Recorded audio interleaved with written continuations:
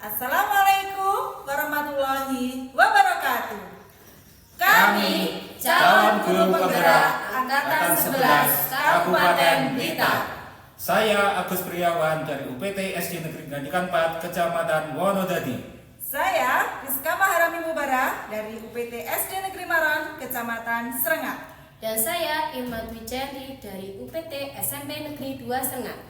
Kami akan melakukan demonstrasi kontekstual modul 2.3 coaching untuk supervisi akademik.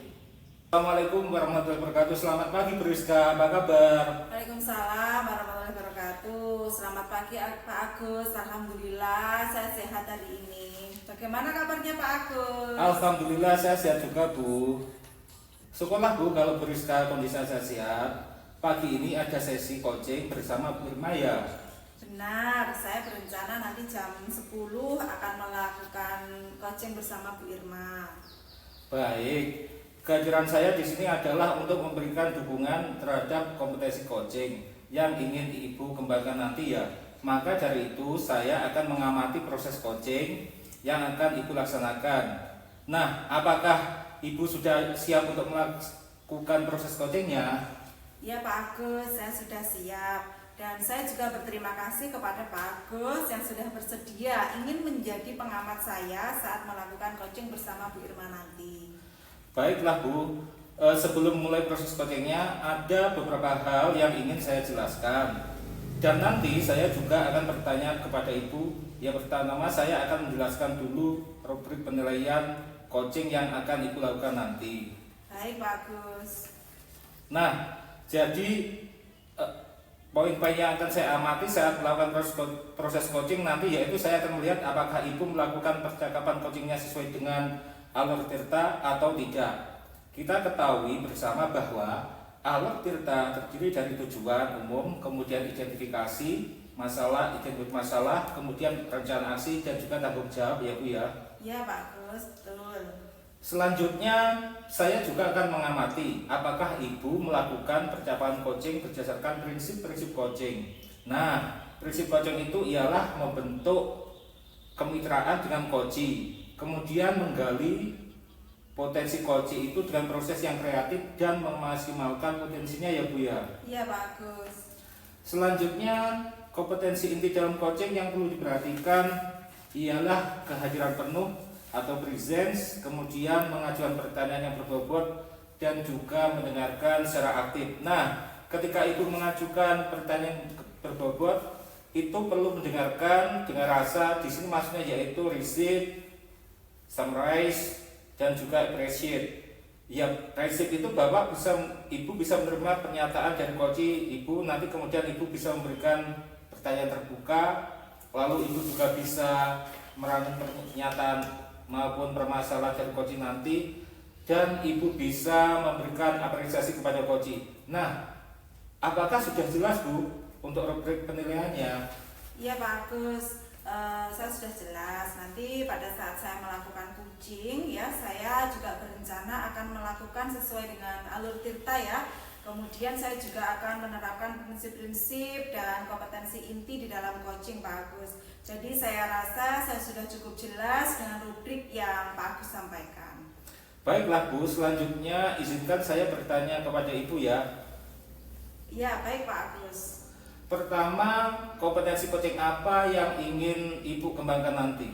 Ya Pak Agus, jadi saya pada saat melakukan coaching nanti saya ingin 3 kompetensi yang saya kembangkan ya Pak Agus. Yang pertama tentang kehadiran penuh, kemudian yang kedua mendengarkan dengan aktif, dan yang ketiga adalah mengajukan pertanyaan yang berbobot. Begitu Pak Agus. Baiklah Bu, kira-kira dari ketiga kompetensi yang ingin Ibu kembangkan tadi itu bagian mana yang secara spesifik Ibu ingin saya observasi Bu? Baik Pak Agus, untuk spesifik yang ingin diobservasi yaitu pada bagian mendengarkan dengan aktif dan cara saya mengajukan pertanyaan-pertanyaan yang bermakna. Baik Bu, berarti fokus kompetensi coaching ya Bu yang ingin Ibu observasi, yaitu mendengarkan aktif dengan mengajukan pertanyaan yang berbobot ya Bu ya? Iya benar sekali. Nah, kemudian seperti apa indikator ketercapaian tujuan pengembangan yang Ibu ingin pada sesi coaching ini, Bu? Ya Pak Agus, yang pertama nanti saya mampu menyimak dan saya lebih banyak mendengar. Jadi daripada berbicara saya lebih banyak mendengar, serta nanti saya bebas dari judgement, asumsi maupun asosiasi. Dan yang kedua nanti saya bisa mengajukan pertanyaan-pertanyaan terbuka dan pertanyaan-pertanyaan berasal dari mendengar Pak Agus. Baik Bu, demikian kegiatan observasi kita kali ini Bu. Terima kasih sudah menjabarkan dengan begitu rinci kompetensi yang ingin Ibu capai dan yang ingin saya observasi. Selanjutnya silahkan Bu melaksanakan kegiatan coachingnya bersama rekannya Bu. Ya Pak Agus. Nanti setelah melakukan coaching kita bertemu lagi untuk berbicara tentang hasil proses coaching yang akan Ibu lakukan nanti ya Bu ya. Baik Pak Agus. Terima kasih ya Pak Agus sudah bersedia berbicara sebelum saya melaksanakan coaching. Baik Bu, terima kasih, sampai ketemu lagi ya Bu. Ya Pak Agus. Assalamualaikum. Waalaikumsalam warahmatullahi wabarakatuh. Assalamualaikum. Selamat siang Bu Irma. Waalaikumsalam, selamat siang Bu Rizka. Ya, sepertinya saya lihat ada sesuatu yang mengganggu pikiran Bu Irma. Ada yang bisa dibantu Bu Irma? Iya Bu, mohon maaf saya jadi mengganggu waktunya Bu Rizka. Begini Bu, saya ingin menceritakan masalah yang saya hadapi dan saya berpikir itu bisa membantu mencarikan solusinya. Dengan sangat senang hati Bu Irma. Kira-kira apa yang bisa saya bantu? Dan kira-kira setelah diskusi ini apa yang Bu Irma harapkan? Begini Bu, saya ingin mendapatkan solusi dari masalah yang saya hadapi dan saya harap setelah diskusi ini saya mampu meningkatkan semangat siswa saya dalam mengerjakan tugas. Oh, begitu ya Bu Irma. Coba ceritakan yang lebih detail Bu Irma. Jadi begini, akhir-akhir ini ada satu siswa di kelas saya itu yang malas mengerjakan tugas.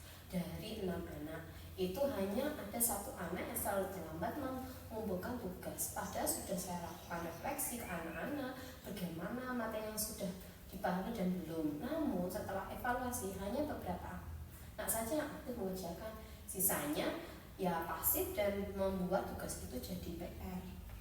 Apakah keterlambatan mengumpulkan tugas ini terjadi di semua mapel Bu Irma? Tidak Bu, hanya mata pelajaran IPA saja. Oh, kenapa ya kira-kira bisa begitu Bu Irma? Pada pelajaran IPA di kelas anak tersebut itu kurang antusias Bu, sehingga anak pasif dan suka main sendiri. Bagaimana dengan cara mengajar Bu Irma? Pada waktu itu anak-anak saya suruh membuka buku, kemudian saya jelaskan di depan kelas, lalu saya ajak anak-anak untuk tanya jawab. Oh, bagaimana respon anak tersebut terhadap pembelajaran yang Bu Irma terapkan? Hampir semua anak itu responnya aktif ketika diajak tanya jawab. Namun satu anak itu masih pasif dan tidak bersemangat. Jadi seperti itu permasalahannya Bu Irma ya. Satu anak tidak aktif saat pelajaran sehingga banyak yang terlambat mengumpulkan tugas. Nah, sekarang Bu Irma kan sudah tahu akar permasalahannya. Kemudian upaya-upaya apa yang akan Bu Irma lakukan? Selama ini sih selain di ruang kelas, pada saat pembelajaran saya juga sering mengingatkan di WA, baik secara WA Japri maupun WA grup, agar anak-anak itu mau mengerjakan tugas. Sudah diingatkan ya? Jadi hasilnya masih tetap sama meskipun sudah diingatkan. Tapi Bu Irma sudah cerita pada waktu pembelajaran menggunakan metode cerita serta tanya jawab dan hanya beberapa anak saja yang aktif. Mungkin menurut Bu Irma ingin merubah metode sesuai dengan kemampuan anak dalam menyerap materi? Oh iya Bu, kenapa ya saya tidak menerapkan metode pembelajaran mungkin yang lebih menarik serta menggunakan metode pembelajaran? Ya, itu adalah upaya yang bagus ya Bu Irma ya. Mungkin selama ini hanya dengan bercerita dan tanya jawab saja, anak merasa jenuh dan kurang memahami materi. Iya Bu, mungkin selama ini karena metode pembelajaran saya masih membosankan dan belum berpihak kepada siswa. Iya Bu Irma, benar. Jadi apa yang akan Bu Irma lakukan secepatnya? Saya akan merefleksi pembelajaran IPA tadi Bu selama ini yang sudah saya lakukan, dan saya akan menggunakan metode lain yang lebih menarik dan media pembelajaran yang interaktif. Iya benar Bu Irma, langkah yang Bu Irma ambil sudah tepat dan saya setuju. Syukurlah sekarang saya jadi lega Bu. Saya sudah menemukan solusi dari masalah yang saya hadapi. Setelah diskusi ini, komitmen apa yang akan Bu Irma lakukan? Tentunya saya akan melaksanakan belajar yang menarik dengan cara menyiapkan beberapa media pembelajaran dengan metode yang bervariatif sesuai dengan minat belajar dan mengikuti berbagai pelatihan dalam pengembangan diri saya. Wah, bagus sekali Bu Irma mampu melakukannya. Semoga mampu melakukannya ya Bu Irma ya. Semangat ya Bu Irma. Iya, sama-sama. Saya juga berterima kasih ya Bu. Iya Bu Irma. Luar biasa ya, coachingnya tadi sudah berjalan dengan lancar. Kalau saya lihat nih, bagaimana perasaannya Bu?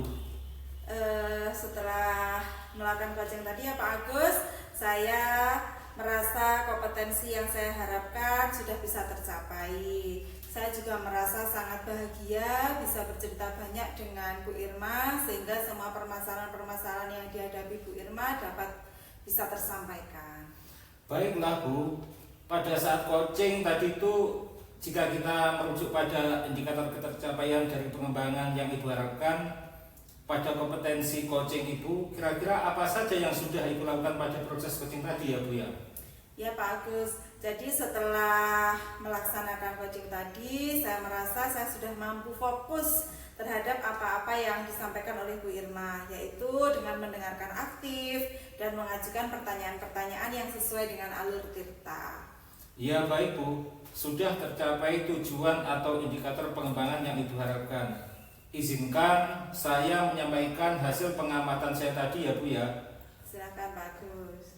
Berdasarkan observasi saya, percakapan coaching yang Ibu lakukan tadi itu sudah berjalan dengan baik, di mana sudah melakukan percakapan coaching sesuai dengan alur Tirta ya Bu ya. Nah, kemudian Ibu juga sudah menanyakan tujuan kepada coaching. Dalam sesi coaching itu mengarahkan beliau untuk mengidentifikasi permasalahannya, merencanakan aksi untuk menyelesaikan permasalahannya, dan Ibu Rizka juga sudah memancing beliau untuk berkomitmen dengan penuh tanggung jawab dalam menjalankan rencana aksinya. Nah, Ibu juga sudah menerapkan prinsip dalam coaching, di mana tadi saya lihat Ibu fokus dengan coaching Ibu. Artinya Ibu sudah melakukan kesadaran penuh atau presence, melakukan kesadaran penuh, dan juga sudah mendengarkan aktif dan mengajukan pertanyaan berbobot seperti yang Ibu sampaikan pada saat pra-observasi tadi. Wah, saya senang mendengarnya Pak Agus. Terima kasih atas umpan balik yang sudah Pak Agus berikan. Sama-sama Bu. Nah, dari hasil coaching yang baru saja Ibu Rizka lakukan, kira-kira kompetensi apa lagi yang ingin Ibu Rizka kembangkan berikutnya ya Bu? Baik Pak Agus, saya berencana ke depannya nanti untuk terus melakukan latihan-latihan lebih intensif dengan mendengarkan secara aktif maupun merumuskan pertanyaan-pertanyaan yang lebih efektif, sehingga nanti pada saat saya melakukan coaching ke depannya saya bisa bercerita lebih banyak dengan coaching. Dan lalu saya juga bisa menyampaikan apapun yang ada dalam permasalahannya. Baiklah Bu, semoga kompetensi Ibu kembangkan sesuai dengan harapan Ibu nantinya. Ya, semoga juga Ibu bisa mencapai kompetensi-kompetensi yang Ibu harapkan dengan memperbanyak praktek coaching ya Bu. Iya Pak Agus, jadi nanti saya akan berusaha tetap melakukan latihan-latihan dalam kegiatan coaching sehingga kedepannya nanti saya bisa lebih baik lagi. Amin. Kira-kira ada hal lain tidak yang ingin disampaikan oleh Bu Rizka? Ya Pak Agus, kalau menurut saya itu sudah cukup. Baik Bu Rizka, kalau begitu sampai ketemu lagi ya Bu. Assalamualaikum warahmatullahi wabarakatuh. Waalaikumsalam warahmatullahi wabarakatuh. Terima kasih Pak Agus. Terima kasih juga, sama-sama Bu Rizka.